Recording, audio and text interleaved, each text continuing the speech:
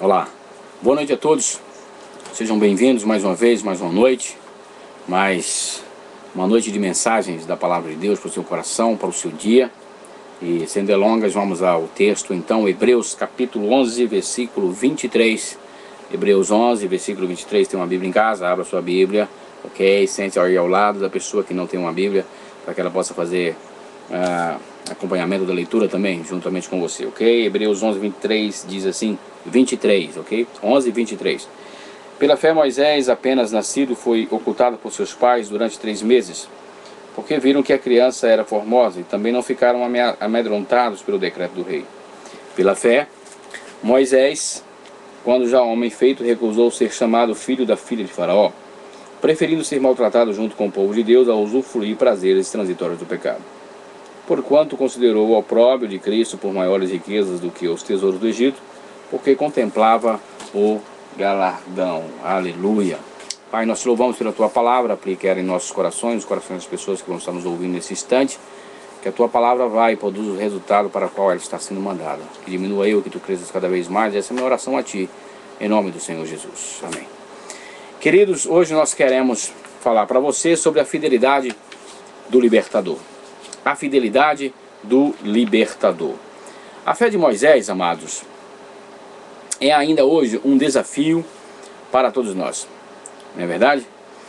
Depois de Cristo, Moisés foi o maior libertador da história bíblica, mas desde o seu nascimento ele foi marcado por desafios e pelo sobrenatural. A própria ida de Moisés para o Egito foi algo sobrenatural, foi um milagre de Deus, né? Nós sabemos o que aconteceu, né? O que houve, e aquilo ali foi pela fé que a sua mãe o fez, levando então o seu filho assim daquela forma ali. Moisés nasceu com uma sentença de morte sobre si, é verdade, né? Na época estava havendo a aniquilação de todos os primogênitos homens, né? O faraó mandou que aniquilasse, né, matasse todos os primogênitos homens, e foi procurado para que morressem essas crianças. E ele então nasceu com uma sentença de morte sobre si. A sua mãe então providenciou para que ele fosse colocado naquele berço, né, e colocado na água do rio Nilo para que fosse salvo. O faraó estava com medo do povo de Israel, que era escravo do Egito, e decretou a morte dos recém-nascidos meninos. Êxodo capítulo 1, versículo 17. Moisés sobreviveu porque foi achado no Nilo pela própria filha de Faraó. Esse início de história já nos leva a pensar quantas pessoas nasceram, né, e têm nascido, e ainda nascem com decretos de morte sobre si, seja por tentativa de aborto, abandono, enfermidades, etc. Esse início de história já nos mostra isso. Nós vemos N casos de crianças, né, que foram abandonadas, né, e foram abortadas e nasceram com a sentença de morte sobre si e tiveram um livramento assim sobrenatural, algo tremendo. Esses dias eu estava assistindo na televisão, eu creio que você também deve ter visto, o caso de uma criança, né, de um bebê, em que a sua mãe, no momento em que aquela criança nasceu, ela estava sozinha em casa, aquela jovem estava sozinha em casa, no quarto, e no momento que aquela criança nasceu, ela própria foi lá e com a tesoura pegou e cortou o cordão umbilical, colocou aquela criança dentro, embolou num saco, né? E foi lá, você viu passando isso aí, eu creio que você deve ter visto passando isso aí pela televisão. Ela então foi lá e colocou, e jogou a criança, simplesmente ela jogou a criança, é um absurdo, foi algo assim, sabe, não sei como que um ser humano chega a tal atitude, mesquinha, miserável, há uma ingerência maligna por trás agindo assim de uma forma muito grande. E ela então jogou, né, o seu próprio filho, que havia acabado de nascer, segundos que havia acabado de nascer, ela jogou a criança ali, eu acho que do segundo andar, ou do primeiro andar, jogou aquela criança, e aquela criança foi milagrosamente salva, milagrosamente salva.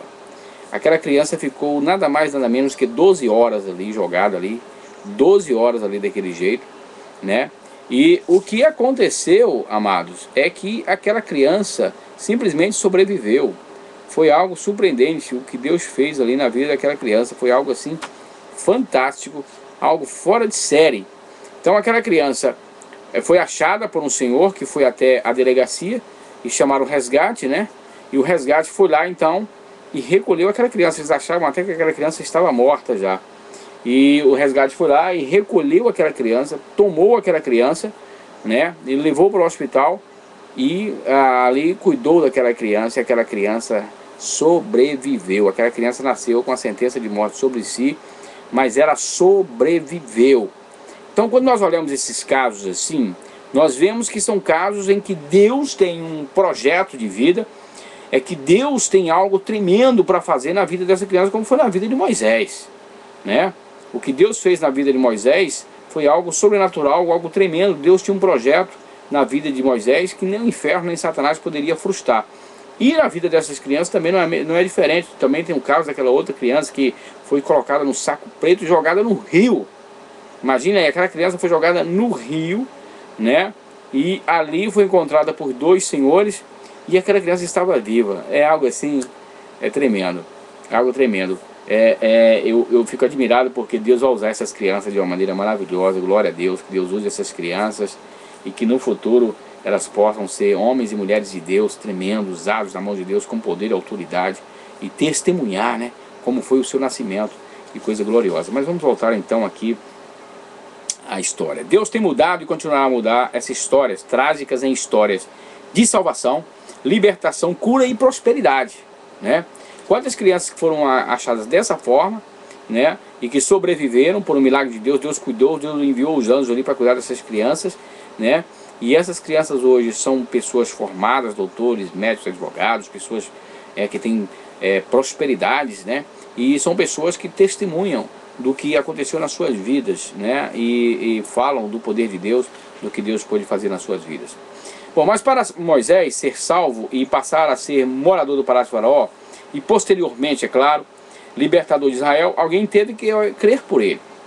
Alguém teve que acreditar nele, né? Alguém teve que pôr a confiança, alguém teve que acreditar, que crer, né, no próprio Moisés. No caso de Moisés foram seus pais e sua irmã Miriam que creram, né? Agora, no seu caso hoje, você mesmo está sendo chamado a crer para que a sua vida, né, e a vida de muitos venha a mudar como a de Moisés. Olha só o texto, o tema da nossa mensagem de hoje, a fidelidade do libertador. Então preste atenção. Você será instrumento de Deus. Estou falando a você aí, homem, mulher, jovem, adolescente. Estou falando a você que está me ouvindo aí. Preste atenção. Você será instrumento de Deus para salvar grandes líderes que ainda não sabem que serão grandes líderes.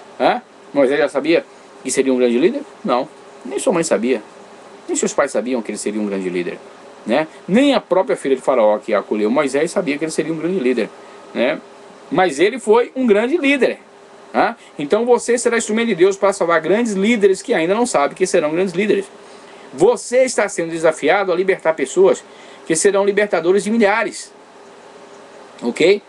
Você está sendo desafiado a isso. Deus tem um projeto na sua vida, Deus tem um plano na sua vida, Deus tem um chamado na sua vida, né? Um chamado missionário, um chamado pastoral, um chamado evangelístico, um chamado para pregar a sua palavra, para ir ao mundo, né? Para ir aos povos que ainda não conhecem a mensagem de Deus, para ir a muitos que não sabem que serão líderes, mas que serão grandes líderes no futuro. Então Deus está chamando você para isso, para ser libertador dessas pessoas. Você está sendo desafiado a isso. Essa é a visão de Deus para a sua vida. Ser instrumento do sobrenatural de Deus sobre a sua própria vida e a vida da sua família e de muitas outras vidas.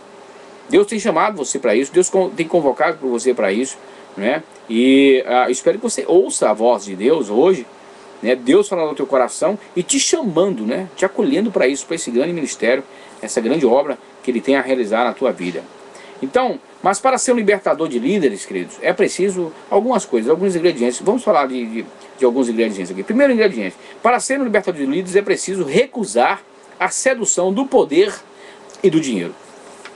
Para ser um libertador de líderes é preciso recusar a sedução do poder e do dinheiro. Olha, o faraó simboliza o poder maligno que oprime e escraviza, ok? O faraó simboliza o poder maligno que oprime e escraviza, né? Ele escravizou o povo de Israel por mais de 430 anos, né? E o faraó simboliza isso, né? O poder maligno que oprime e escraviza. Satanás escraviza as pessoas, ele oprime as pessoas, né? E muitas dessas pessoas são oprimidas. E o que é uma opressão? Uma opressão é justamente uma pessoa que está com uma sobrecarga muito grande na sua vida de opressão. Satanás está oprimindo ela e ela acaba oprimindo outras pessoas. Seja no ambiente de trabalho, seja na família, seja na casa.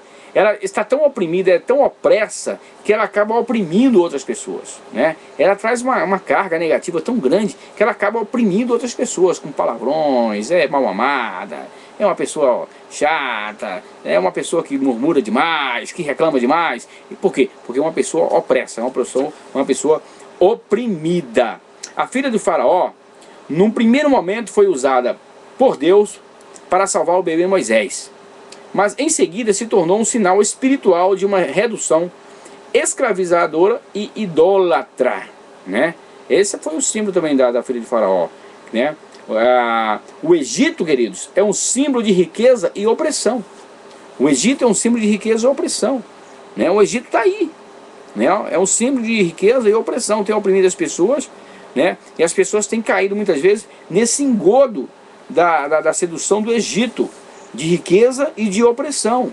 A Bíblia diz que o amor ao dinheiro, ela é a raiz de todos os males, né? Então, você precisa, para ser libertador de líderes, recusar a sedução do poder e do dinheiro. Ao mesmo tempo em que o Egito se apresenta como sinal de poder e fonte de prosperidade, é também lugar de escravidão e de idolatria. Há pessoas que fazem do seu trabalho um Egito.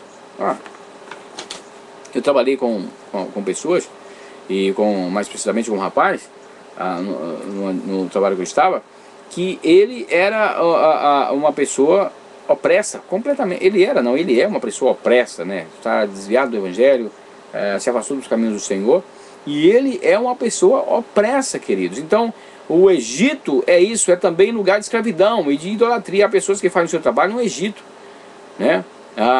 Que acha que o trabalho Tem pessoas aqui nos Estados Unidos, falando mais precisamente aqui nos Estados Unidos, tem pessoas aqui que são tão gananciosas e tão avarentas quando vêm para cá, saem do Brasil e vêm para cá trabalhar, que querem ter 2, 3 trabalhos. E não conseguem nem dormir, dorme 2, 3 horas, 4 horas no máximo por dia, e o resto é só trabalhando. Por quê? Por causa da ganância, da avareza, quer ficar rica de qualquer forma. Então, aqui você tem essa possibilidade de trabalhar em 1, 2, 3 trabalhos, mas o ser humano não consegue isso, o ser humano não aguenta isso, ele não suporta isso. Quando eu trabalhava lá em Massachusetts, tinha uma moça, eu trabalhava num restaurante, um restaurante americano, e tinha uma moça que trabalhava lá, e ela trabalhava em 3 trabalhos. Ela trabalhava num trabalho de manhã cedo, né? Ela pegava, se eu não me engano, parece que ela pegava das 7 ao meio-dia, parece.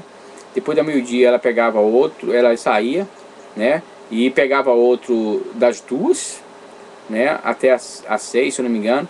E depois pegava outro das 8, parece, até as 3 horas da manhã, às 4 horas da madrugada. Então ela trabalhava em 3 trabalhos. E ganhava muito bem, claro. Mas, olha só, um certo dia, como o corpo precisa descansar, o corpo tem que descansar no mínimo 8 horas por dia, né? Senão dá estafa, senão você não aguenta, meu amigo. Você não é de ferro. Você é ser humano, isso aqui é carne, você não aguenta. Então, um dia, ela saindo do trabalho cedo para ir para outro trabalho, né? Ela parou no sinal ali de trânsito e parou esperando que o sinal abrisse, né? E ali, naquele instante ali, o sinal abriu. Ela não saiu. Ficou ali e os carros que estavam atrás buzinando para que ela saísse, então ela não saiu. E aí ia passando um policial, né? Um carro de polícia, e ele veio e abordou ela, desceu do carro, foi lá e abordou ela. E ela estava, sabe o que? Ela estava dormindo, né? Ela dormiu no sinal, simplesmente ela dormiu. Parou no sinal ali e simplesmente ela cochilou. Não aguentou, o corpo não aguenta, querido. Então ela dormiu, acabou cochilando ali. Bom, resultado, a moral da história é que essa mulher foi presa, né? Porque ela estava ilegal aqui, foi presa e foi deportada. Não adiantou de nada, tudo que ela tinha na casa ela perdeu, porque eles não têm direito de voltar em casa para buscar nada. Da delegacia ela foi para a prisão de deportação, e de lá foi deportada para o Brasil, perdeu tudo que tinha aqui, né, as coisas que ficaram aqui, só o que tinha mesmo no Brasil que ela conseguiu. Vamos voltar no segundo vídeo aqui que já está terminando. Essa mensagem está tão boa.